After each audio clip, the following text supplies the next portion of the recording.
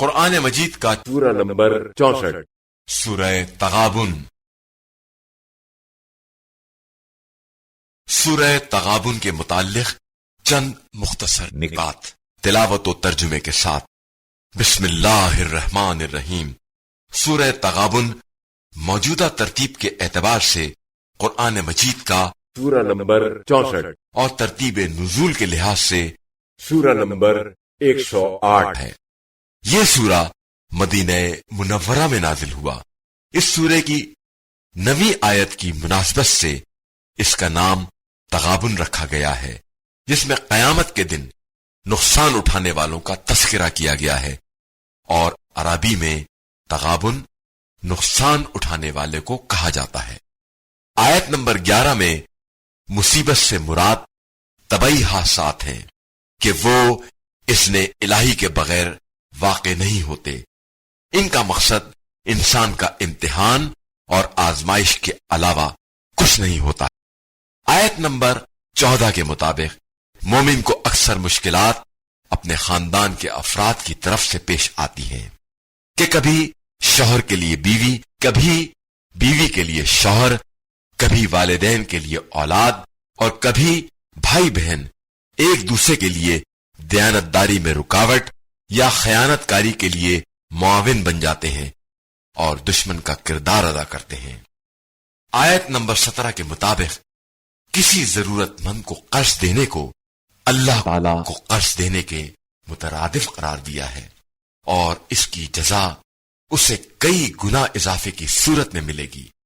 جو شخص اس سورے کی تلاوت کرے گا وہ ناگہانی موت سے محفوظ رہے گا۔ بسم اللہ الرحمن الرحیم۔ شروع نام سے اللہ کے جو بڑا مہربان نہایت رحم کرنے والا ہے۔ يسبح لله ما في السماوات وما في الأرض له الملك وله الحمد وهو على كل شيء قدير۔ زمین و آسمان کا ہر ذرہ خدا کی تسبیح کر رہا ہے کہ اسی کے لیے ملک ہے اور اسی کے لیے حمد ہے، اور وہی ہر شے پر قدرت رکھنے والا ہے۔ هو الذي خلقكم فمنكم كافر ومنكم مؤمن والله بما تعملون بصير۔ اسی نے تم سب کو پیدا کیا ہے، پھر تم میں سے کچھ مومن ہیں اور کچھ کافر، اور اللہ تمہارے اعمال کو خوب دیکھ رہا ہے۔ خلق السماوات والأرض بالحق وصوركم فأحسن صوركم وإليه المصير۔ اسی نے آسمان و زمین کو حق کے ساتھ پیدا کیا ہے اور تمہاری صورت کو بھی انتہائی حسین بنایا ہے، اور پھر اسی کی طرف سب کی باز گشت بھی ہے۔ يعلم ما في السماوات والأرض ويعلم ما تسرون وما تعلنون والله عليم بذات الصدور۔ وہ زمین و آسمان کی ہر شے سے باخبر ہے اور ان تمام چیزوں کو جانتا ہے جن کا تم اظہار کرتے ہو یا جنہیں تم چھپاتے ہو، اور وہ سینوں کے رازوں سے بھی باخبر ہے۔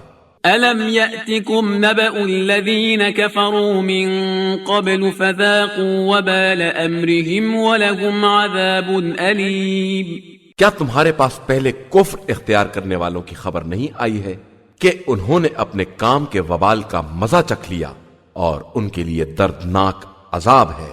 ذلك بأنه كانت تأتيهم رسلهم بالبينات فقالوا أبشر يهدوننا فكفروا وتولوا واستغنى الله والله غني حميد۔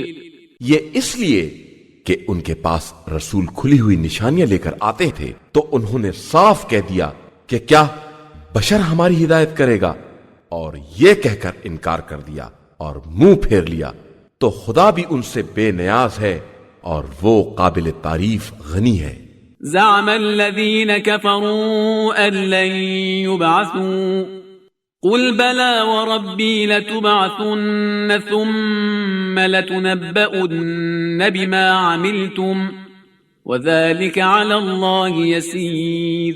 ان کفار کا خیال یہ ہے کہ انہیں دوبارہ نہیں اٹھایا جائے گا تو کہہ دیجئے کہ میرے پروردگار کی قسم تمہیں دوبارہ زندہ کیا جائے گا اور پھر بتایا جائے گا کہ تم نے کیا کیا کیا ہے، اور یہ کام خدا کے لیے بہت آسان ہے۔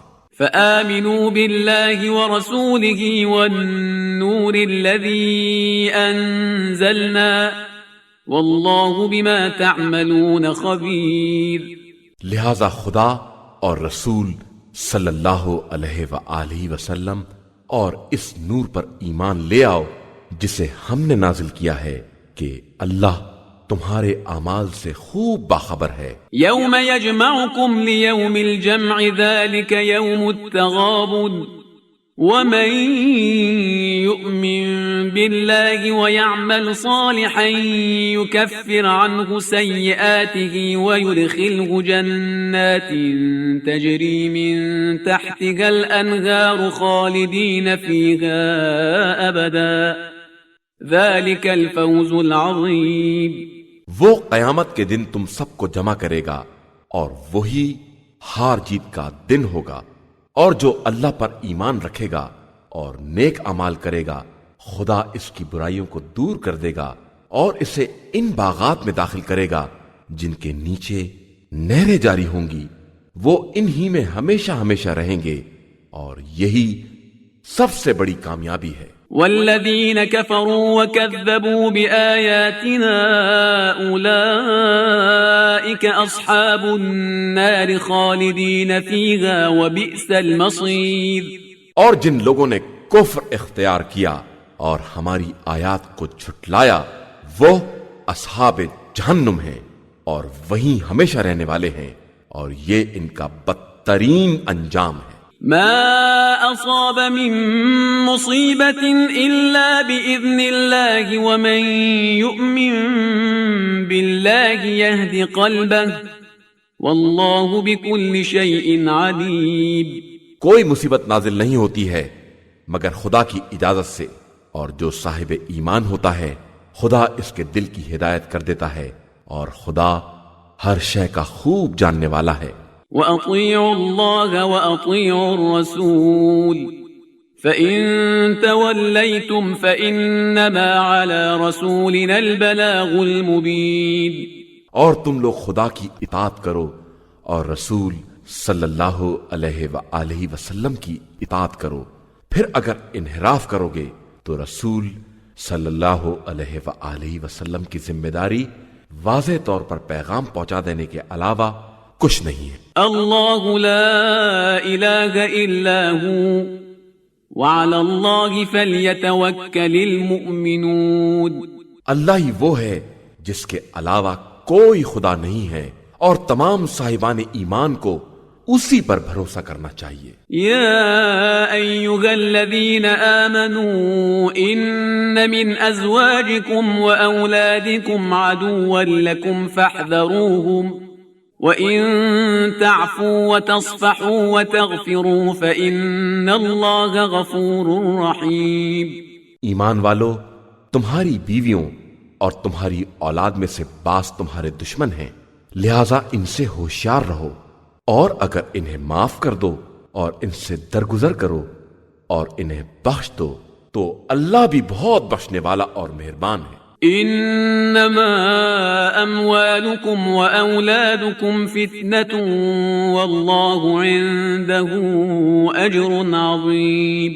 تمہارے اموال اور تمہاری اولاد تمہارے لیے صرف امتحان کا ذریعہ ہے، اور اجر عظیم صرف اللہ کے پاس ہے۔ فاتقوا الله ما استطعتم واسمعوا وأطيعوا وأنفقوا خيرا لأنفسكم ومن يوق شح نفسه فأولئك